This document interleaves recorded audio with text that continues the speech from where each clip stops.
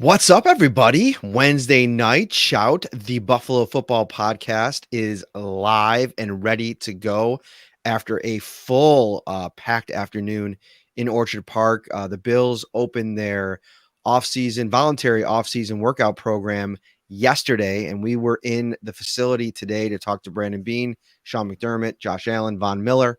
We're bringing plenty of reaction from all of those press conferences. We're going to talk quite a bit about it. Some draft nuggets, if you will, kind of getting to pick Brandon Beane and Sean McDermott's head a little bit in terms of where they're at now, a week away from the NFL draft. Crazy to even think about. I'm Matt Parrino. He is Ryan Talbot. What is up, buddy? Hey, not too much. Really excited to kind of dive in everything today with those press conferences, talk draft. Like you said, it kind of snuck up on us this year. And I feel it's been that way the last few years since the Bills have been in that Super Bowl contention. It's not a bad thing, but it's a lot different than when the Bills were in those drought years and you were talking top 8, top 10, top 12 picks compared to, mid to late 20s. So good problem to have, but the draft always seems to sneak up on us a little bit. So, yeah, that's kind of where I want to start because I thought one of the most interesting things from Brandon today, we're going to get into so many stuff. I mean, just to lay it all out there, we heard from Josh talking a little bit about the early experience with Ken Dorsey and Joe Brady. We'll talk about that. We'll talk about Von Miller getting acquainted with everybody. I thought he had a couple good little segments that we can dive into. But in terms of Beane and McDermott, I think looking at this draft and how the board kind of stacks up for the Bills is kind of what we're left to, pontificate about over the next week. Because Brandon Beane was asked point blank today, how many players do you have a first round grade on? And he said, I don't have 25. And so from that perspective, now, I think it was Jordan Reed who chimed in on that observation and said, according to his league sources, most GMs are coming in at around 16 to 19 first round grades in this draft. And if that's the case, you start to kind of put together your board, and like Brandon mentioned today, 7-8 picks away, you got to really make a decision whether or not you want to, get aggressive, move up, get a guy that you really covet, or just get out of town and maybe fall back to the second round, add a couple more picks so you get a kind of a couple more shots at adding competition at different positions. Based on all of that, where are you kind of sitting here feeling this all out in terms of what direction they may go when the draft actually unfolds?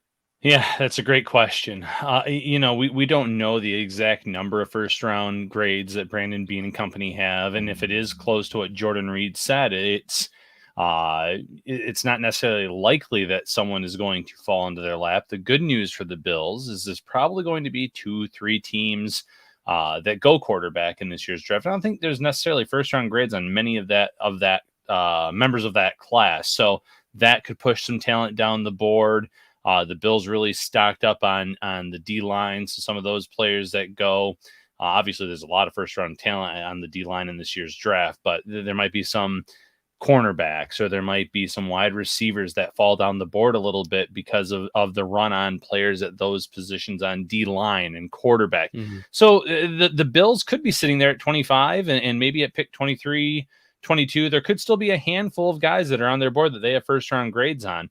It's all interesting to sit here and think about. And obviously, after the fact, the Bills are probably going to say, oh, yeah, we had a first-round grade on this guy. If they stay at 25 and they take someone, they're never going to tell you the other way around. Oh, no, we didn't. But maybe the biggest thing to keep an eye on is, do the Bills trade down? Do they trade up? If either scenario happens, I think that's pretty telling in terms of the draft board and who was available at that time. If you see them make a bold move up, well, there was a guy that they really had a high grade on that they really wanted to get, or if they trade down, they didn't see anyone at 25 that they thought was worth a first round grade. So maybe adding another day 2 or 2 day 2 picks to move out at 25 might have been more worthwhile for them. So that's kind of what I got out of it. Brandon Beane, he's a pretty straight shooter. He's always said he goes best player available, and I still feel that way. He's talked about depth. He talked about injuries today, and that holds true. So I don't think they're going to go into this draft saying we need to get a cornerback, because that has been the talk. I know that I've had cornerbacks in my mock drafts. But they're not just going to sit there and draft for need. They're going to go by the best player that's on the board for them whenever that is, whether it's first round, whether it's trading down or trading up. The cornerback discussion is an interesting one to have. I want to talk a little bit about that and some of the insight that McDermott and Beane provided today on that front. But the quarterbacks and where they go in this draft, that is really the key to how this thing plays out. And so starting next week, Brandon Beane and his staff, we've talked about this on shows before, they're going to start, going through draft scenarios, doing mock drafts. I got a little guest that's kind of finding her way onto the program tonight. It's been a while since you joined the show, lady. Are you supposed to be sleeping? No. You're not supposed to be sleeping? No, I guess so. It's 7:40 at night. Oh. You have school tomorrow. Oh. Miss Farron is going to be very, very unhappy. Okay, go to bed. No. So with all those things in your consideration when you're looking at the quarterback class, first of all, when's the first quarterback going to go? That's the first part of it. And so when they're doing all these different draft scenarios, they're probably going to have one that unfolds if Malik Willis somehow goes at number 2 to Detroit. That's going to tell them, okay, that's going to push a couple more position players down, give them a little bit more, wiggle room or more available players that might be potentially there for them at 25 or in the range that they're willing to trade up for, Ryan. That's another big question. What is the range where they're willing to give up the kind of draft capital or assets to move up? That's a really big, important question because, to get a really top tier cornerback, you're probably gonna have to get up into the top 10. And then you're talking the cost is going to be pretty heavy. Yeah, you would think so. And again, what is put in print ahead of the draft doesn't always hold true. But Sports Illustrated on Monday had a really interesting piece where they talked to different GMs and executives, obviously anonymously leading up to the draft. And one thing that caught my eye was that teams looking to trade down probably aren't going to get the type of draft capital that they did in years past. And I thought, okay, well, that's kind of interesting. So if the Bills do want to get aggressive, it might not cost as much as a year where it's a really deep quarterback class and there are teams paying a premium to jump up there to try to get their guy ahead of other teams. This year, there's not necessarily going to be teams that are trying to get at quarterback number 2, quarterback number 3 after Willis is off the board if he is quarterback 1, which is by all expectations. So maybe the Bills don't have to go crazy to move up from 25 into the top 15, even late into the top 10.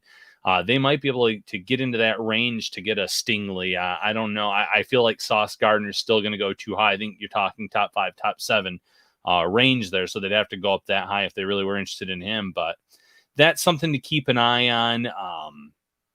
I'm just really intrigued in terms of, are the Bills just saying that they're impressed with what Dane Jackson can do? I don't think they're just saying it because he has shown flashes of what he can do.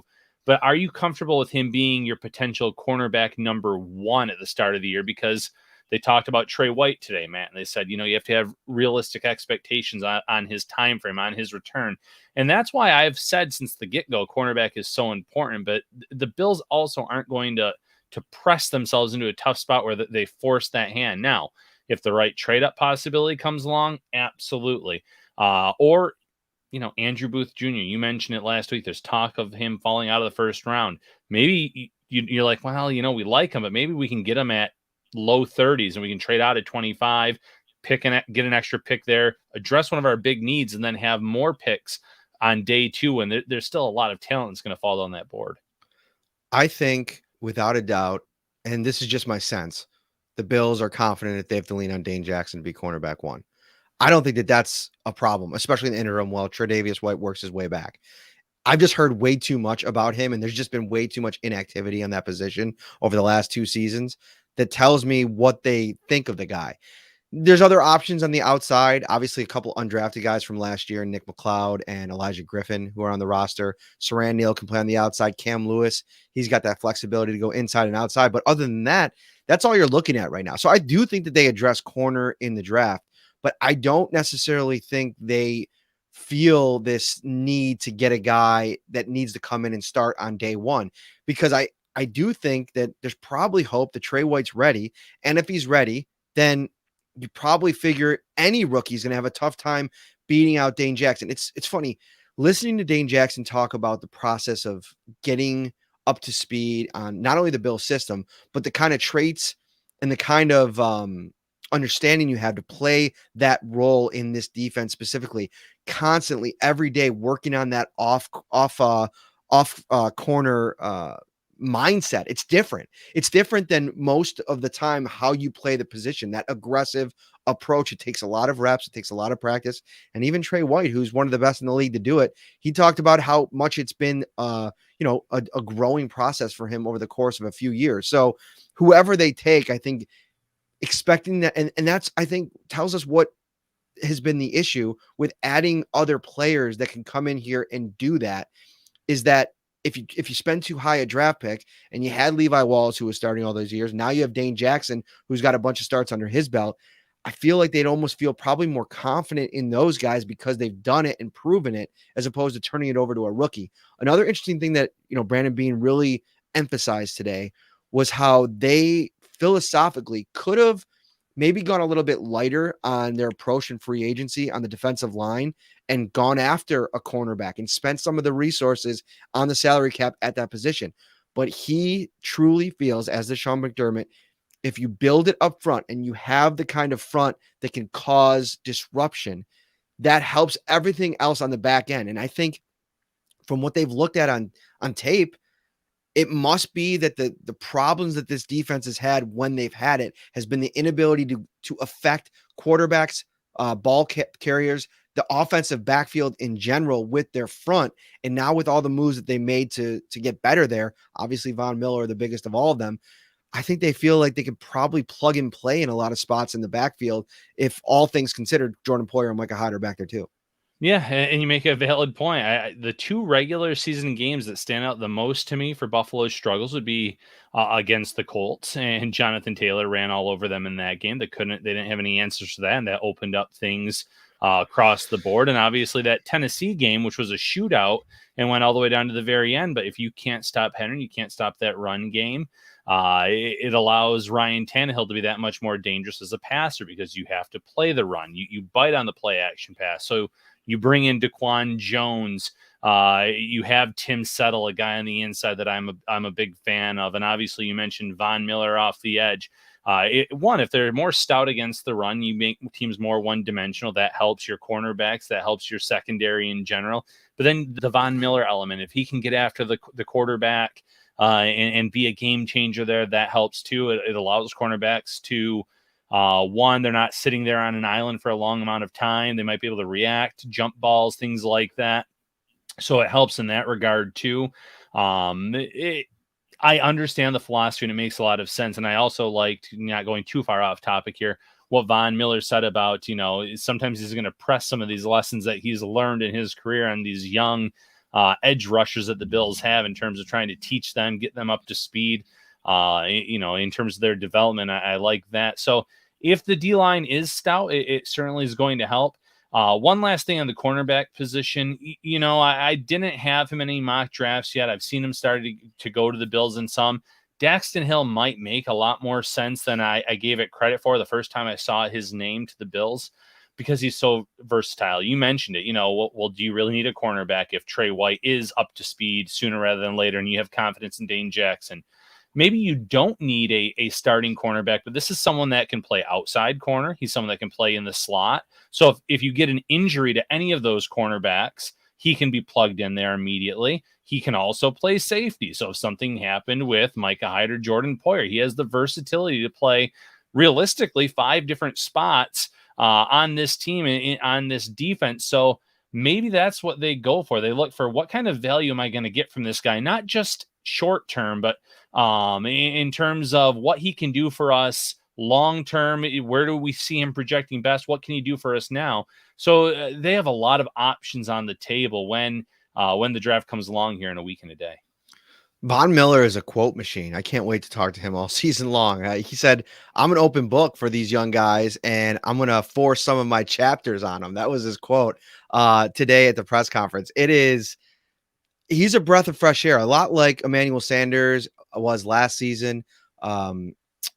Stephon Diggs was 2 years ago. Guys that come in and, they bring you in a little bit more. They pull back the curtain a little bit more. I'll be interested to see how things progress with that over the course of the season. But yeah, Daxton Hill, I think that's really interesting that you bring him up, because one of the things that Sean McDermott said today, I asked him, like, take us through like the process for you in the draft, because we always see those draft videos where Brandon Beane's been in there, and Joe Shane and Sean McDermott, and there was that one video with him eating the Raisin Bran and they were teasing him or whatever. And I was like, you seem pretty involved. Like, what's this process like for you? And he's like, I'm a little bit different than some coaches. Every coach does it different. He's heavily involved in the draft process. Maybe he pulls the gear back a little bit when the players get back and he starts to kind of get into coach mode, but he's watching guys film. He's breaking down tape. He has takes on all these different players. And one of the things he said about the cornerback class was defensive back class as a whole is that it's a really good deep class. And he thinks that there's really good players that you can get on day 2 and day 3, which starts to get you to thinking like, okay, maybe that might be something where he looks, they look to hold off on that position. But on the Hill thing, he also said, in looking at all these guys on film, it's almost like a mix and match. You'd almost like to take 2 prospects and what both do well and put them together. And I think a guy like Daxton Hill, if he's able to kind of combine a couple things, play different roles, have a couple different specific traits that they combine, and they like that in the player, yeah, that could stand out. It just comes down to, is that value there at 25 to take the guy? If he is, and it makes a lot of sense. But maybe he's also a target for moving back a couple picks, adding a pick, and getting him at a better value. Yeah, no, I agree with that completely. In terms of the day 2, day 3 guys, I think this is a solid class. If it's someone you want to bring along, someone that you're not necessarily going to throw out in the fire week 1, if you're going to take them on day 2 or early on day 3. And listen, if there's one coach, assistant coach that I think Sean McDermott has more confidence in than maybe any other one on his roster, it's John Butler, the defensive backs coach. You can pinpoint what he did with Levi Wallace during his time here, what he's done with Dane Jackson, Cam Lewis, obviously Taron Johnson, and the more established players like Trey White. He has a track record of getting these guys up to speed pretty quickly, whether they're a high pick, an undrafted player, a day 3 pick. And I think that the Bills would say, listen, whoever we bring in, we have the utmost confidence that John Butler is going to develop them into someone that can contribute. You mentioned some of the guys that they have on this roster from last year, from the undrafted class. Maybe one of those guys is more up to speed than we know already. You don't want to bank on that, obviously, but it's really interesting because Butler, based on his track record here in Buffalo, it makes a lot of sense. And listen, maybe it's all smoke. Maybe cornerback is the plan. But there's still talent in free agency as well, man. And I think some of these players are waiting until after the draft to say, okay, where can I go in and where can I start? Where can I go in and have a legitimate chance at a job? Or maybe where can I get a little bit more money now because that team didn't address the position early. So there are still talented options out there. But in terms of what McDermott said specifically, I think this is a class that has depth to it, that has talent to it, and they have a lot of confidence in John Butler to bring that those players along smoothly. Let's get into Jordan Poyer a little bit. I've seen some comments, and I think it's kind of a good transition point. Both Sean McDermott and Brandon Beane were asked about the Jordan Poyer situation in general, and McDermott came out and was like, he's been in communication with Jordan. He wishes he was there for obvious reasons, team building, having a veteran guy in the building, but he understands that this is a business and this sometimes is how the business of it takes place. And Brandon Beane echoed those sentiments completely. Both guys said they love what Jordan's done for the Bills. They love his family. He is as much of a reason as anybody for what they've been able to build here, and they want him long term. Brandon Beane basically said that I want Jordan here. But the more and more you listen to the both of them, specifically Brandon Beane, talk about this thing, it's got to make sense from a dollars and cents perspective. And depending on where Jordan Poyer is coming at, Brandon Beane was asked about like having good relationships with agents and players and different personnel people, and how that makes dealing with all these guys a little easier, especially in a day like today where you see a lot of wide receivers out there that are wiping their Instagram, like Jordan Poyer wiped his social media of some of the Bill stuff. That's like the tactic now when players kind of want to voice their displeasure with their contracts. And, Brandon Beane said, listen, I just try to be as open and honest as I possibly can be. And he's like, sometimes he threw out a hypothetical. If a player comes to me and says, and their reps say, we think player X is worth 20, but we only think he's worth 12 million. You could probably lie and you could probably try to like work around that. But from Brandon Beane's perspective, it's about being honest, building a level of trust. And he might just say, we don't have that value on it. And if you're that far off, that it's almost like you're probably not going to come to a place where both sides agree on it. So basically what he said today was they're focused on the NFL draft. Didn't really get into whether or not conversations are ongoing, but Jordan Poyer, voluntary offseason program, doesn't have to be there. He doesn't show up this week. And now it's going to be a situation where you kind of wait and see how long this goes, Ryan, because if you think about it, there's mandatory minicamp, which maybe we get to there and maybe that gets, he doesn't show up for there. If there's no deal, then it becomes even a bigger story. But training camp, where I think I'm really eyeing, because you start missing days of training camp and then it's going to really get costly for Poyer. So he might pull something where he shows up, but like, it's almost like instead of holding out, you'll kind of hold in like TJ Watt did, right? Right. Yeah, exactly. So, there are still a lot of cards left to be played here from Jordan Poyer's perspective, from Drew Rosenhaus's perspective. But I like everything that was said today by Sean McDermott and Brandon Beane. You'll never hear them say a bad thing about the guy. They love him as a player. They talk about the experience that he has and what he brings to this defense. So, they really praised him. They hyped him up as they should. This is someone that was an all-pro safety. But it comes down to money, and that's how it works in today's NFL. There's a salary cap, and you're already paying big money to your quarterback and your wide receiver. You just shelled out big money to Von Miller. You have Deion Dawkins under contract at a high salary, Trey White, Matt Milano, and the list goes on and on. You can't pay everyone.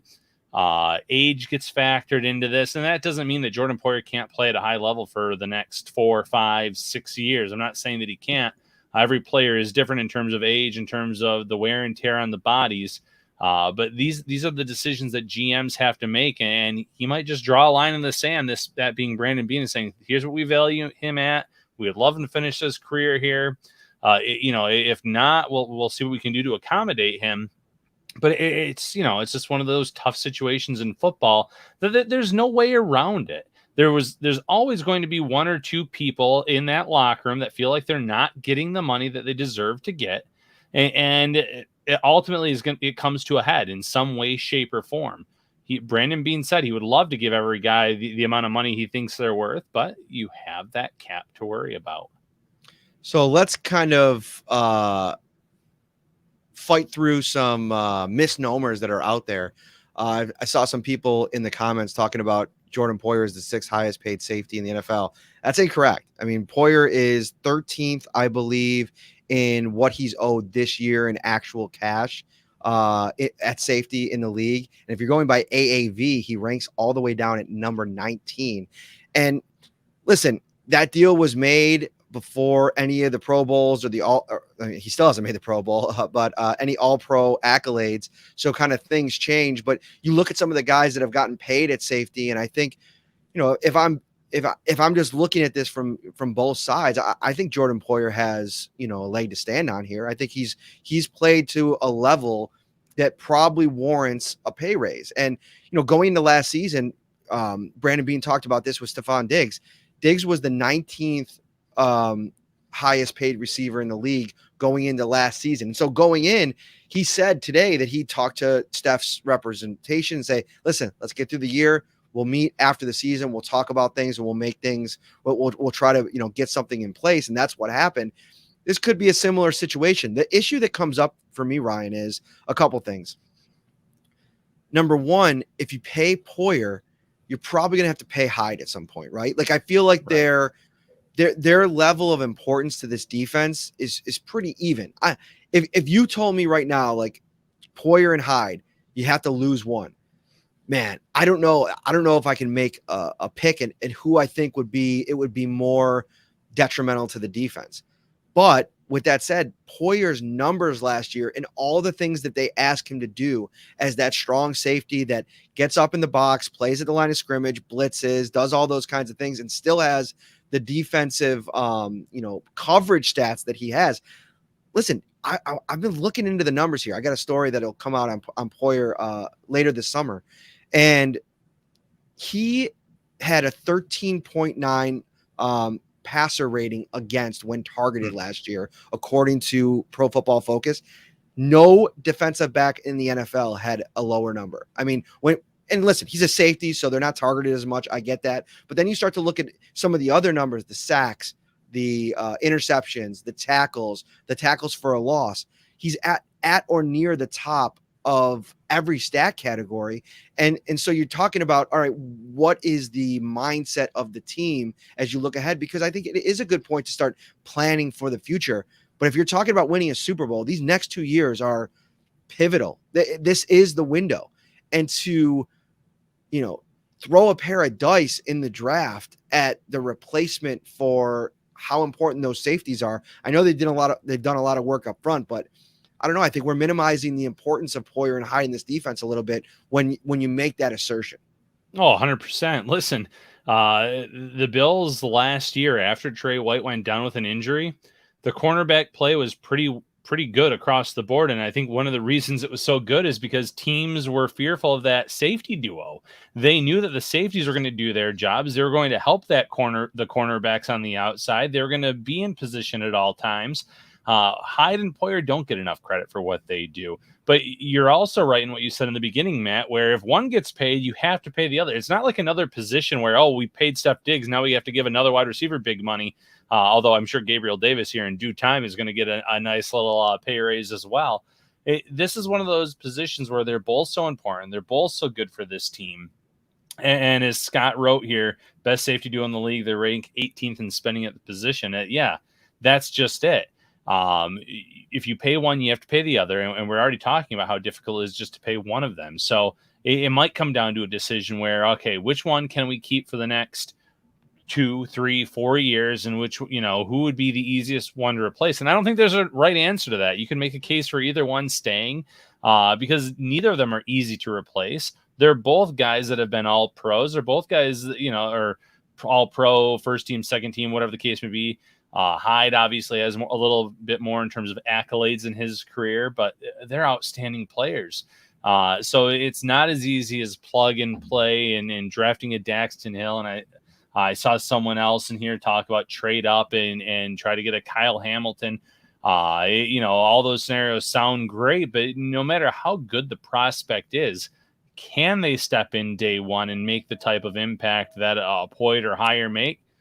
I don't necessarily think so. It's just they know the system. They know the ins and outs. They're never out of place. Wait a second. You just said Poyer and higher. Did I really? Let's see. I'm merging Poyer and higher. I'm merging their names like yes, that's amazing. Flip-flopping those there. Yeah. Okay, very nice. Very nice. Yeah. Did you see, not to interrupt you? I already interrupted you, so I might as well keep going.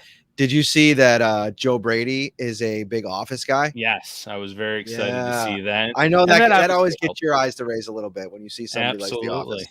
Absolutely. And I think that honestly helps a little bit with the relationship with Josh Allen, because he's a big Office guy. As silly as that sounds, just being able to mention certain scenes or do certain things like that, it builds that rapport. It builds that relationship from the get-go. So I like when that was mentioned. As a big Office guy, I'm a big Office guy. I have a ton of the Funko Pops behind me that you can't see. I just bought a Moe's Shroot, which I was really pumped to find. So, always nice when you can find someone that you can build that type of relationship with. Rick Rarick, in response to your Poyd hire, said it is 420. And you know what date that is. So there you go. Ryan Talbot. Relax a little bit, would you please? Let's transition to Von Miller a little bit, because there was a couple things from the show today. And by the way, if you're watching on YouTube, thank you for joining us on this Wednesday night as we get into I feel like there's still excitement for the draft, but this next kind of portion of the schedule, it's a little bit different, right? Like it's we've had the whole offseason, the roster's about set, the draft will happen, and it's kind of like that slow burn until we get to the season. And so usually over the next 2 weeks or 2 months, the people that are watching live on all these shows, that they're the diehards. And so we appreciate you. Hit that like button, subscribe to the channel as well, because even though it's the off season, we're going to be here every week. You're not going to be able to get rid of us. And so let's talk about Von Miller, because again, we got our second real big, long look at him today, talking about, his first impressions of Buffalo, and not so much Buffalo because he's only been here for a couple of days, but in the building and meeting all of his new teammates and, all the personalities that we kind of know from covering this team. I mean, you get around in Isaiah McKenzie and, a couple of the other guys on the defensive side of the ball. And, it can be an entertaining place to be in that locker room. And so we heard from Von Miller today. One of my big first takeaways was he was asked about snap count. And if you go look at his last year, split between the Broncos and the Rams, he's playing about 80% of the snaps. And one of the first things I thought is, all right, one of the advantages of signing with the Bills for a 33-year-old pass rusher is you can let that dip a little bit, maybe prolong things and keep yourself fresher. No. I don't think Von Miller is going to be up for that, Ryan Talbot, because he basically says, I'm a football player. I love playing football. I get the rotation, but I want to be on the field. It's like 2 plays off and I need to be back out there. That's just how he's kind of built. And he said, I don't think any of the coaches are going to argue with me on that front. And listen, you pay the guy $120 million, 50 guaranteed. You're going to want to get him on the field and make sure he's there for all the important plays and all the important snaps. So I don't think we're going to see a dramatic fall off. I think this could be the first year where we see a defensive end for the Bills go over 70% of the snaps. Yeah, I wouldn't be shocked by that at all. The main thing I did like from him though today was, listen, if I have to be taken off field here and there, okay, but when it's crunch time, I need to be out there. And that's probably music to Buffalo's ears, knowing that he is open to be rotated in and out. It doesn't have to necessarily be at 80%, but you're probably going to have somewhere in those 70s at least, in my opinion. But he's someone that knows I was brought in here because there was a lot of close games last year that the Bills lost because on the final drive or one of the final, the last few minutes, they let the other team come down and tie it up or get in those contentions. You go to the Chiefs game. What could he have done in that game? You can sit there and honestly wonder. So he knows why he was brought in. He understands that role. He's willing to come off the field at times, but despite his age, he wants to be out there more times than not, but especially when it matters most, late in games and those close games where he can make an impact like he did in the Super Bowl. Mm-hmm. And I asked him about that. I'm like, you're coming off of this unbelievable performance in the Super Bowl. I mean, some people thought there was an argument to me maybe that Von Miller could have been the MVP of that game. And I have another take, actually. It just reminded me on Von Miller. So don't let me get out of this segment without bringing it up. It has to do with Ed Oliver. So bring that back up.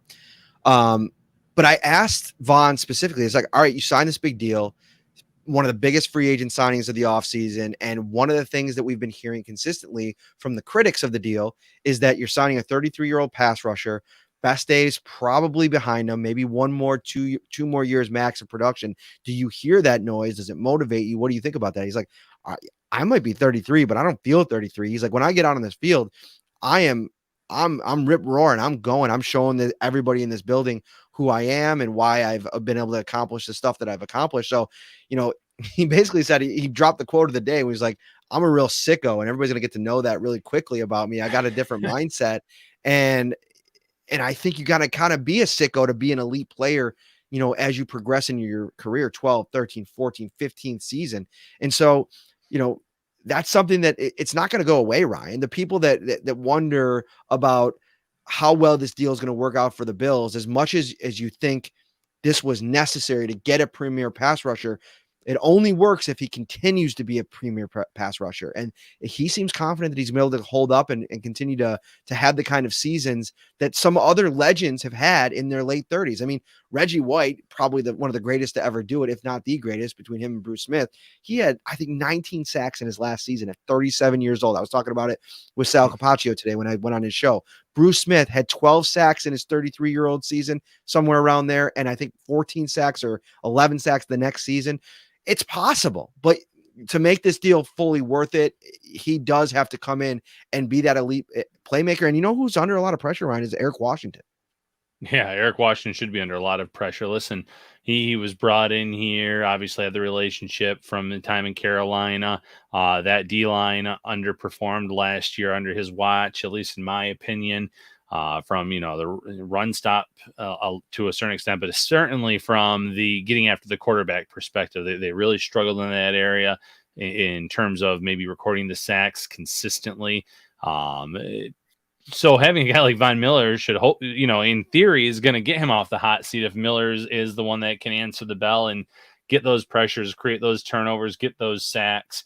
But yeah, there is some pressure on Washington, as you mentioned. But going back to Von Miller, and I did love the quote about being a sicko. You're right. There are certain players, and obviously quarterbacks different than defensive end or edge rusher. But Tom Brady, a guy that just keeps coming back and he's still playing at a high level. And I know it's not the NFL, but Terrell Owens at 48 years old is playing in some indoor fan control league, and he scores a touchdown at 48 years old. You have to be like a sicko to have that kind of desire, where he was talking to Andy Reid last year about, hey, sign me to the Chiefs and I can be a factor in that offense. There are just certain guys, despite their age, they are just football junkies. And I think that's what Von Miller is. He's like, he lives this stuff. He eats it up. He wants to prove people wrong that at this age, he can still play at a high level. So another thing he said today is he plans on playing out that 6-year deal. And I think a lot of people would be tipping their caps to him if that comes to fruition, and he's here for all 6 years in that contract. So he's motivated. He's hungry to show what he can do. And based on what we saw from him last year in his time with the Rams in the second half of the season in the Super Bowl, he proved that he can still get after the quarterback and make those plays when his number is called. Just for, clarity's sake, if Von Miller plays all 6 years under his current deal in 2027, he will hold a $30 million cap hit. So probably gonna have to get reworked a little bit or figure something out depending on how things, where things stand at the end of that thing. I want to get back to Poyer, but before we do, one more point on Von Miller. One of the things that I think I was really interested in as I was listening to him talk about his experience playing with Aaron Donald and, going to that situation, he was so convinced that, I'm one of the greatest, if not the greatest, pass rusher of all time, greatest defensive lineman of all time. It's how you kind of view yourself, in the game when you have the kind of success that Von Miller's had. Goes to LA, works with Aaron Donald, and he's watching this guy every day and he's blown away. And he's like, man, that dude's on another level. And so I think that experience, and not only what Von Miller was able to accomplish himself rushing with Aaron Donald, but working with him day in and day out, picking his brain, I'm really starting to kind of envision what that potential information and open chapters could mean for Ed Oliver, because you're literally taking the guy that Oliver was comped to, who Von Miller played with. He's going to bring all the trade secrets over to Buffalo's locker room. Like, all right, this is what Aaron would do in this situation. This is how Aaron won. This was Aaron's mindset. And Ed Oliver is just going to be able to be like the Matrix, just plug in, let it all start kind of coming in. Anytime I can use a Matrix reference, I'm going to. I see Ryan smiling there. But I'm really starting to think that the effect on this line, more so than what Von Miller does from taking attention away from other players and having to scheme against them, that's going to help other players. But I also think, to his point, the chapters in his book, I mean, it's still being written, and you're talking about, maybe a 2 or 3 part series already. Yeah, and like you said, there's still a few more chapters left, yet to come. And he talked about being the open book, but forcing some of those chapters on the guys. And that's where it comes up with Ed Oliver. Like you said, tell him, this is what Aaron did in this scenario. This is what he would do. This is how he thinks. Ed Oliver is someone that is very motivated. He wants to be one of the best at his position. And I think that he's going to listen when Von Miller talks. Von, though, is going to see what Ed Oliver can do in terms of, he's just scratching the surface on his ability. I know he's been in the league for a few years now, but he's been getting better every single year. And I still think there's so much more room in his ceiling. So having a guy like Von Miller in the locker room who can shed some knowledge to him in terms of what he's learned in the league, what he's learned from Aaron Donald, that can pay big dividends for a guy like Ed Oliver. And this whole defensive line is going to listen whenever Von Miller speaks. This entire defense and team is going to listen whenever Von Miller speaks. So you're getting another locker room leader. You're getting another guy that is being brought in here to be the missing piece to get them over the hump. And I really think that's going to help a guy like Ed Oliver and some of these other players on offense and on defense.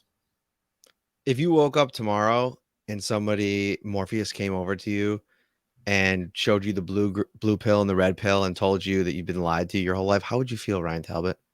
How would you feel? I don't know. I'm probably not happy, and maybe a little surprised that he was in my living room or wherever I was at the time. But no, I love the Matrix references whenever you bring them up. And that, have you ever seen the extended cut episode of The Office where Jim hires the security guard to play? I want to say he says he's Dorpheus. He's the twin brother of Morpheus, and he gets Dwight into this whole. No.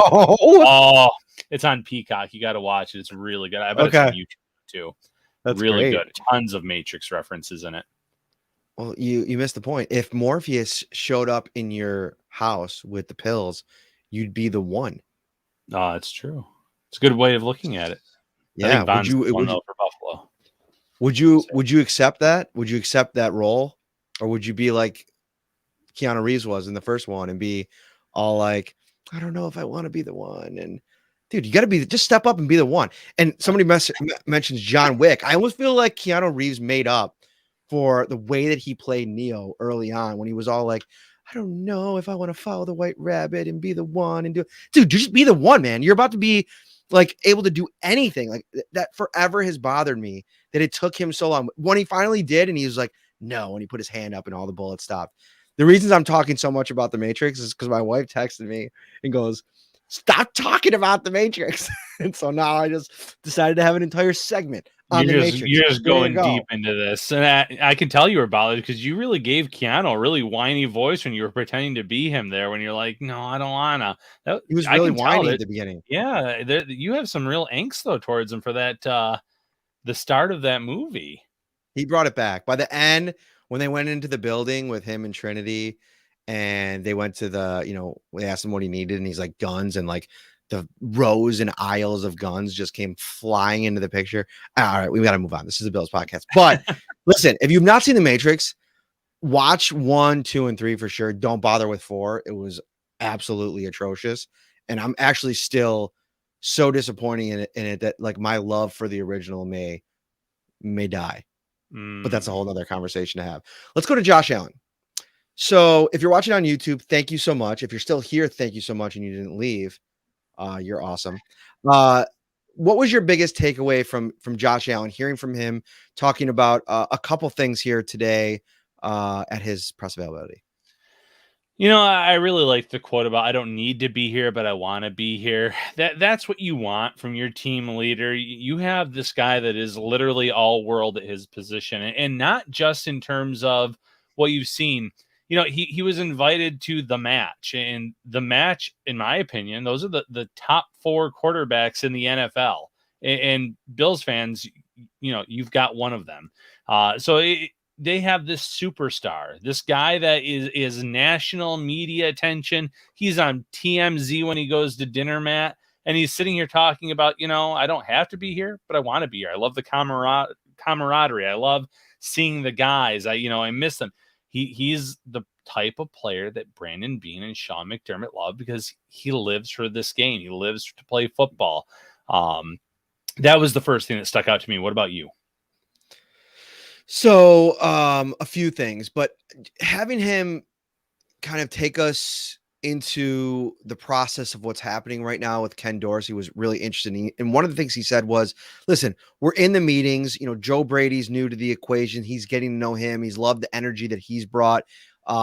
Case Keenum met him a few years ago at a golf tournament. And so they played a little bit, got to know each other. So he's excited to add him into the room. And obviously Matt Barkley being back, there's a good energy in the building right now. But once the games start over the course of this offseason, they have to figure out what this is going to look like now with Brian Daboll out and Ken Dorsey in. And I was talking about this a little bit with Sal today, and then Josh went into it, and it's kind of good segue here for us to talk a little bit about it. not only is Ken Dorsey a first-time play caller, which comes with all of its own challenges. Josh said today, listen, I know it's crazy to say, but just hearing a different voice in my earpiece on game day is going to be different. He's had Brian Dable there as the voice in his ear for his entire career, and it's going to be different. Now, listen, he's had Ken Dorsey for 3 years. Every time he goes to the sideline, I mean, Ken Dorsey's there, coaching him up on the field every day or every game, but that's going to be a change. But now all of these things are different, right? A new quarterbacks coach, a new offensive line coach is going to be down there. Bobby Johnson had a very specific style, a very aggressive style on the sideline. What's Aaron Kromer going to be like? The communication level that has to go on between a quarterback and the offensive line. And Ken Dorsey's going to have to kind of oversee the entire production.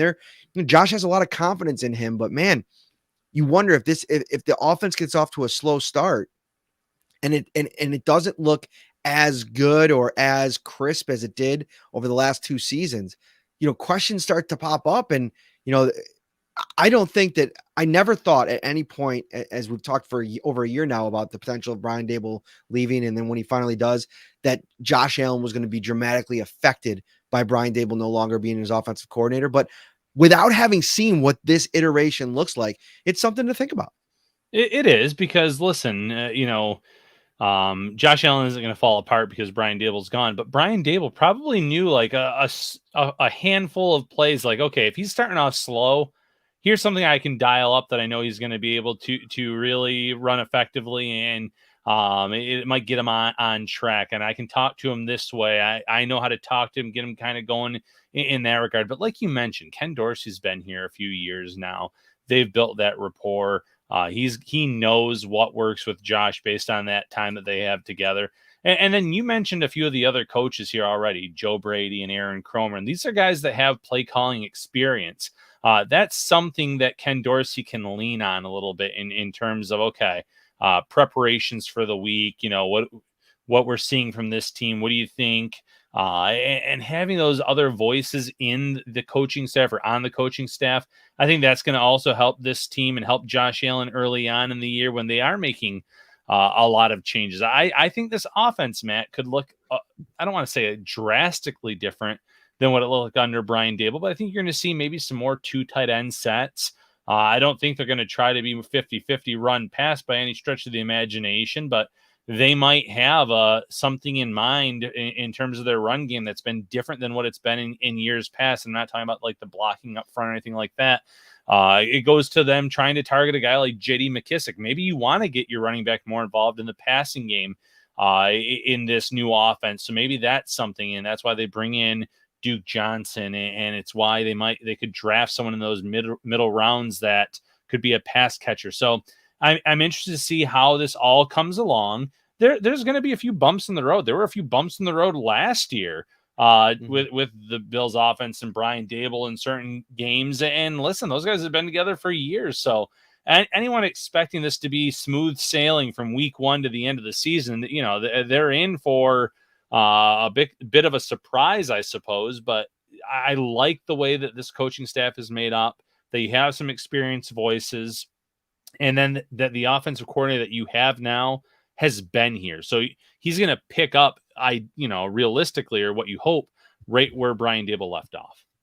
And on game day, like Ken Dorsey knows as well as anybody, the ups and downs that Josh Allen has kind of gone through over the last 3 seasons, and being able to,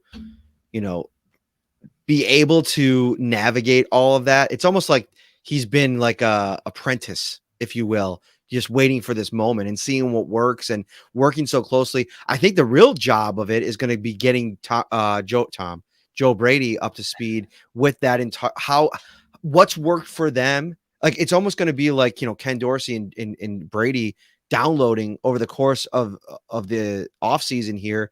And so Brady set up in a really good way to make life easier on Josh and bring his own flavor to the position as well. It's going to be interesting to see how that whole thing kind of plays out. One more thing on Poyer before we move on to one more topic, and then we'll get out of here. How he's handled this. I've seen a couple comments on that in the chat wanting to talk about, he kind of doesn't show up for a voluntary workout. He's choosing to, or at least his representatives are choosing to be very public with their stance on what they want and the potential of a distraction, if you think that there is one from a fan's perspective. I think all that's fair. I mean, I think it's fair to feel that way or think that, you wish Jordan Poyer would go a different direction. Fine. But I'd like to push back a little bit and just say, listen, this is the business side of things. The NFL, for the team side of things, they have the ultimate control over players most of the time, right? Like they sign them to deals that are structured in a way that, they can get out of them almost at any time because, of the constant ever evolving roster situation in the NFL.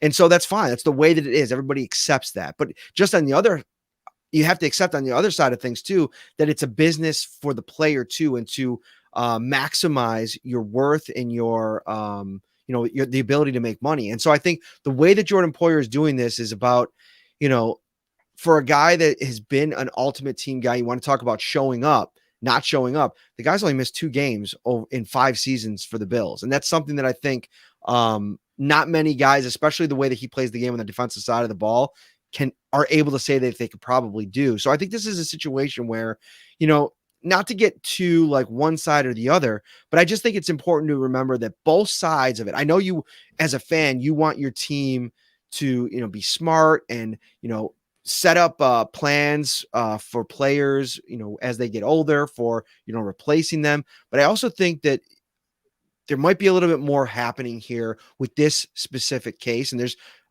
more things that could potentially happen if you do decide to extend him in terms of other players that probably want money. So there's decisions that have to be made. But when it comes down to it, Poyer is a huge part of what they do in the building, what he means to his team, what he means to the front office and the coaching staff.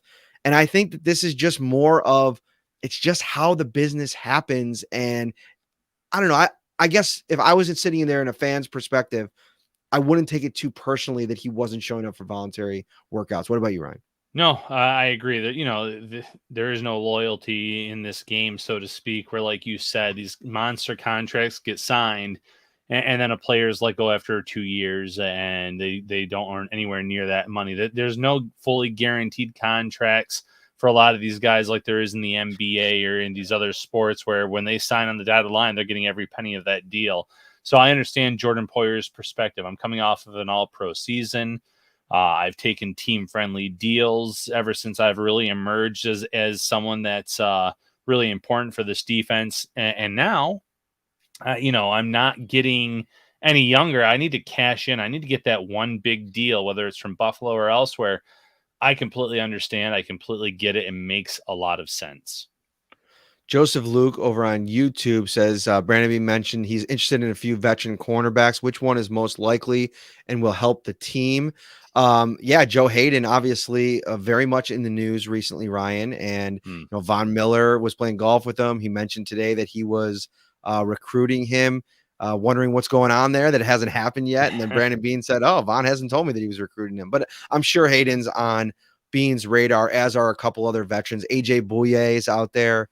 You have Xavier Rhodes. I mean, there's a couple really interesting names still on the free agent market. But I think, they're going to have their choice there. But I think it still comes back to the veteran that they bring in. It's, I almost wonder if Joe Hayden's at a point where he might be signing on the dotted line to come in here and be CB2. And that may not be something that Beane can offer. It might not even be a money thing with him. And listen, Joe Hayden's done a lot of things in this league. I still think he's a above average player. I thought he was really good in Pittsburgh last year, but I don't know if I start him over Dane Jackson. And that's a situation where he might say, well, yeah, sure, I'm in, but I'm in under these, circumstances. And maybe Brandon Beane can't provide that.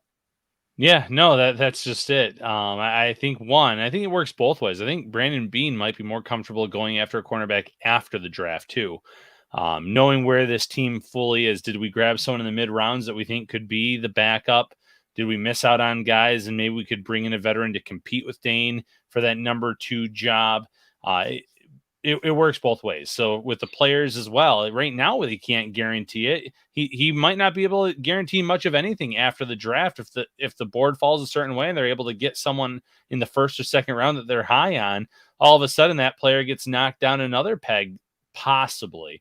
So you mentioned there's names out there. Hayden, obviously, He's another veteran that's past 30, doesn't necessarily have the same speed that he once had, but he could be at least like a solid contributor.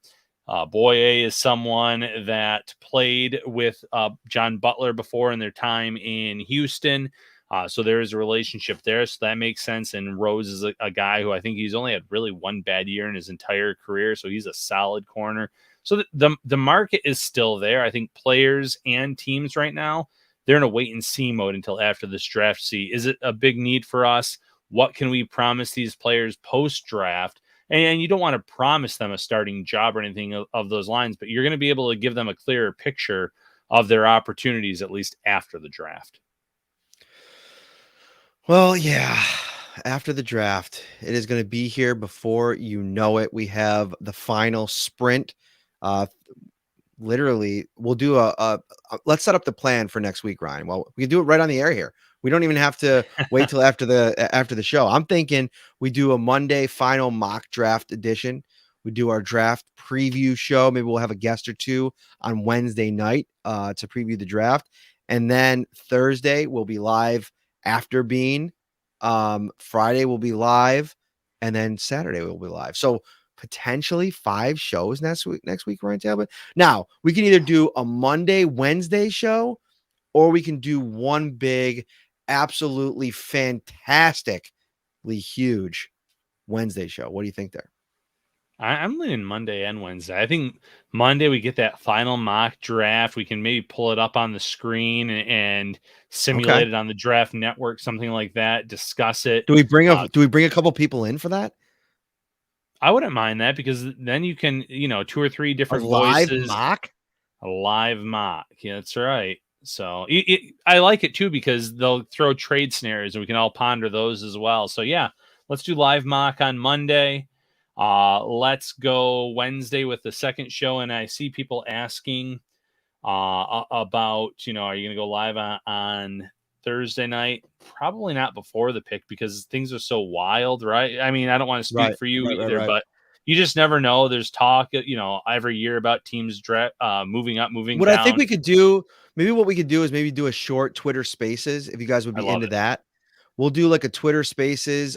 If you're not on Twitter, apologies. It's just a little bit of an easier platform to do without the video, especially since I'll be at the facility. And so it's a little bit harder to set up the videos. And so let's do a Twitter Spaces during the draft as we lead up. I might have to go. Ryan and I might have to go if the Bills trade up and make a pick, but we could talk about like strategy, how the thing's playing out. So follow us on Twitter at Matt Parrino, at Ryan Talbot Bills. You can listen to that. We'll upload it to all the audio platforms right away so people can get a look at that. And we're actually thinking about other different fun ideas for additional shows over the course of the offseason, definitely into training camp coverage. You guys know what to expect. Daily recaps from training camp practice. I can't wait. I'll be in Rochester. Get Ryan Talbot out there for a bunch of practices. Hopefully it's going to be a fun time. Final thoughts, Mr. Talbot. Final thoughts. I cannot wait for this draft. This, even though the Bills are very good now and they have this legitimate Super Bowl window, the draft is always one of my favorite times of the year. Whether I was a kid growing up watching the team or now covering the team, I'm just a junkie for this stuff. So I cannot wait for next week, next Thursday night, and everything, all the rumors and the news and the speculation leading up to it that'll really heat up next week, probably early in the week. I really look forward to that. Keep your eye out for that. Probably Wednesday or Thursday, a draft speculation tracker. I got a final thought. Deebo Samuel to the Bills.